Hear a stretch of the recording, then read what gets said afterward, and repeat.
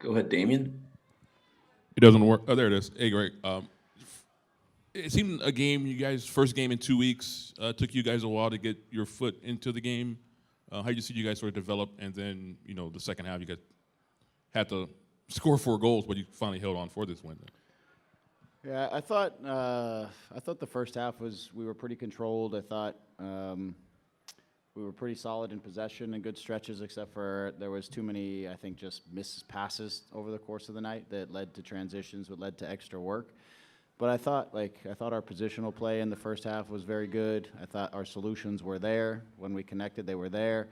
It just came a little bit down to kind of the final action, maybe a little bit. A little more decisive when we had moments to break the back line, and we could turn some of the possession into attacks. I felt like that was something that was there, and it's just at times, like I said, that where we lost possessions that we really didn't need to, or we just missed passes.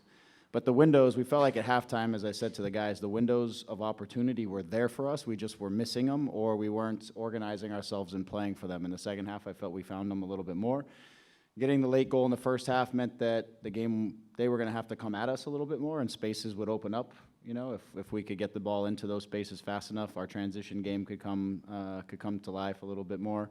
So again, I think with one of the few times that we've played without Riqui, I thought the group was very smart about how we dealt with the game, how we built speed in the attacks, and how we found guys in good positions. And we still, again, manufactured through transitions. We manufactured some great moments where we were able to go fast and take advantage of the space in front of us. So, yeah, I thought we were solid. What I was disappointed with was the goals that we gave up, because I don't think they were great goals. We gave up a lot of shots, not a lot of them on target, and not a lot of them that were dangerous.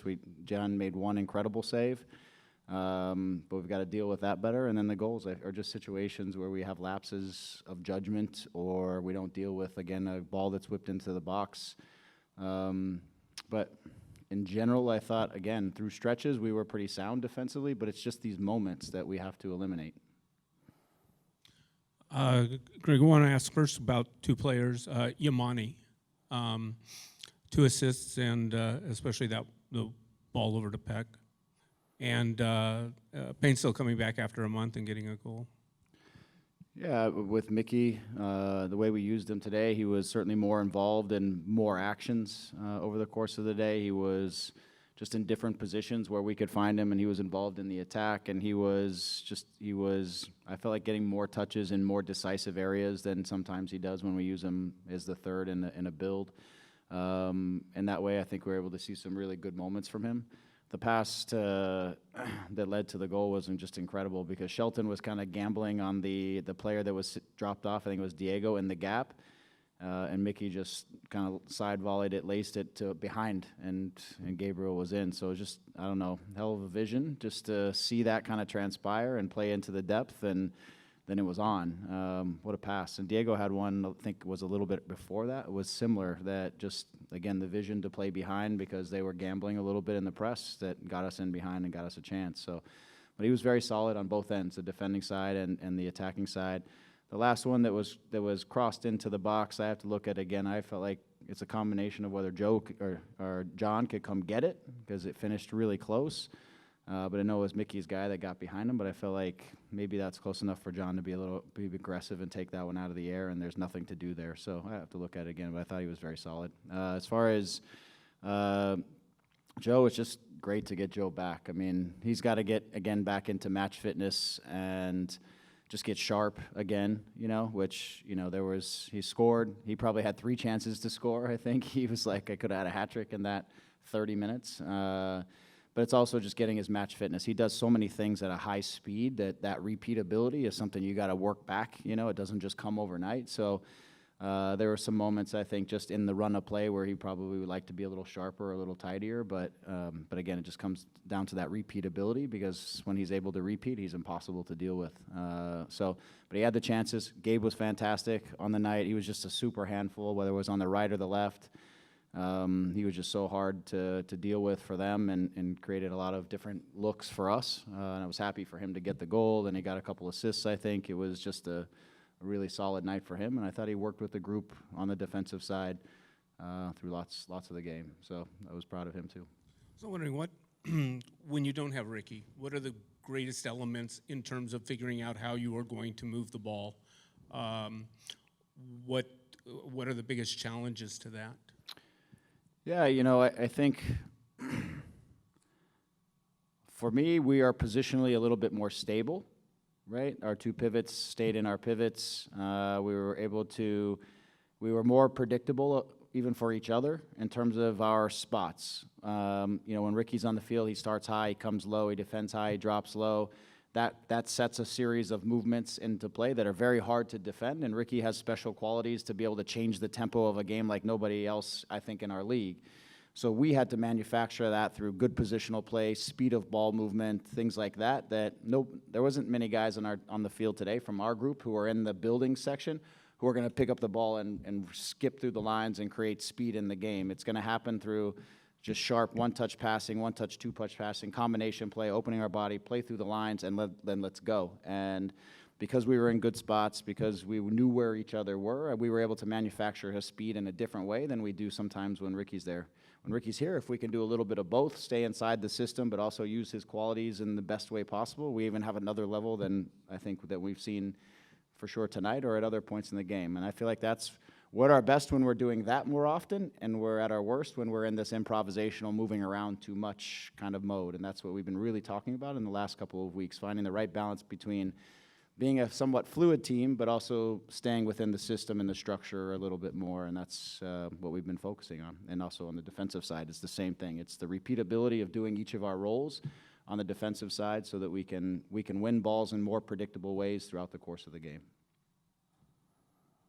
Hi, Greg. Congrats on the win. A great way to start off the second half of the season. Could you speak a little bit on the injuries to Puig and Brugman, what happened to each of them, and how has the team assessed their situations?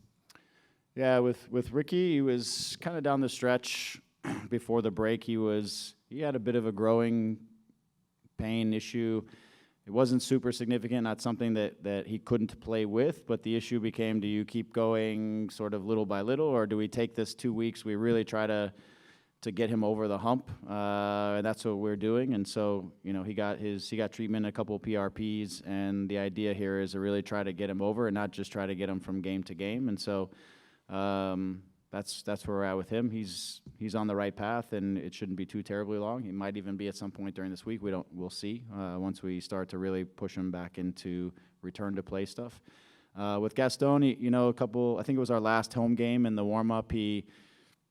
I think he took a shot and ended up with a bone bruise on the knee, I think on the plant leg. And so for him, those are tricky because it's like one step forward, one step back, you know, and that's what was happening. He was feeling good, then we start taking a slow rolling him back, and the second he starts to accelerate, decelerate, he starts to feel it again.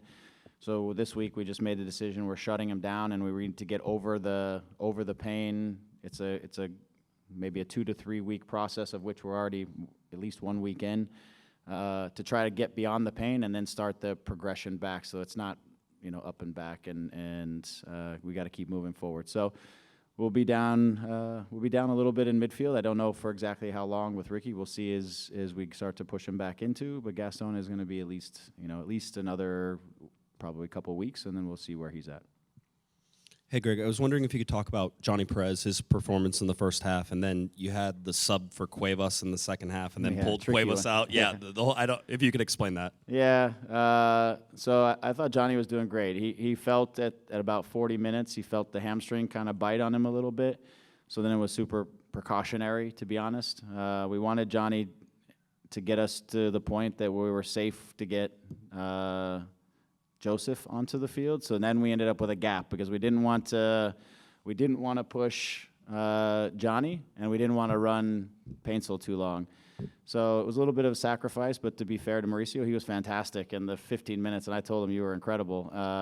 And so I felt bad about it, but for the sake of the long run, we just we did it. He knew it was coming, so it wasn't a shock to him, but he sacrificed a little bit for the team, and I'm proud of him. He was fantastic when he came on. He really was. So, but that was why we were trying to close the gap there. Johnny, we hope and think that we kind of caught it early, and we didn't push him on it. We didn't put him back out there. He probably could have, but it would have been a high risk, and it doesn't make sense right now for us to take that risk. But I thought he had a really good first half. Both, the thing we've been working on with Johnny a lot, and we put a lot of decisions on Johnny today defensively between when to step and press the center back or stay and manage. And so I thought he showed some maturity of choosing good moments and being decisive on the defensive side. I thought he, on his side, it was pretty straightforward, him against the outside back in some of the attacking moments, and I felt like he got the best of some of those moments. I thought he was good in Chicago, too. So this is two good performances back-to-back by Johnny that has shown that he's continuing to mature as a player. That's really nice to see. So I'm really happy for him. I hope whatever is going on is something that is very short-term, and we can keep working him through that rotation there. Hey, Greg. Thank you for your time. Dejan Jovic was 10th goal of the season tonight. I think early in the season we've talked a lot about maybe ways we kind of want to see him improve. I think you've mentioned times there's ways he can elevate his game. Are you starting to see that now a bit more, or do you think there's work to go? Yeah, I think, when Dejan has a little bit of space to move and find areas in front of the goal and stuff, like he's at his best. I think there was probably a handful of more of plays to link up that I think to be a little cleaner in those moments. Just I think he would say the same thing, where he should try to fight through that contact and maybe keep it or utilize the contact and bounce and then get going again. Where there's that. But he has this nose, for the goal, especially as spaces in the box open up. He just knows where to be. His timing is excellent. It's a great cross across the face of the goal, too, when he got himself a little bit on the outside. So he's not a guy who necessarily always has to just stay in the middle of the field, but when he does have those moments where he needs to be our outlet and we need to be able to have him hold and bring somebody in, I think just a little sharper in a few of those moments would have put him at a higher night. I thought over the night his defensive work with Diego was pretty sound and pretty smart. I think, one of the things we talked about at halftime was when we got up 1-0, I felt like at the top we got a little more passive defensively, and then we ended up having to defend lower. So really in the second half, encouraging us to stay more proactive on the defensive side so that we could try to move the ball where we wanted it instead of just letting them go everywhere. But I thought their work was solid. I thought Diego did a really good job. Just really, again, I can't say enough about how much he understands the system and how things need to work, and he makes really good decisions, and he can adapt inside of the game. Not every player can adapt inside of new situations and scenarios in the game, and he does a really good job of that, and that's I thought he did a really nice job of kind of helping to orchestrate things from the top side with Dejan and the others. All right, thanks for your time, Greg. Thank you.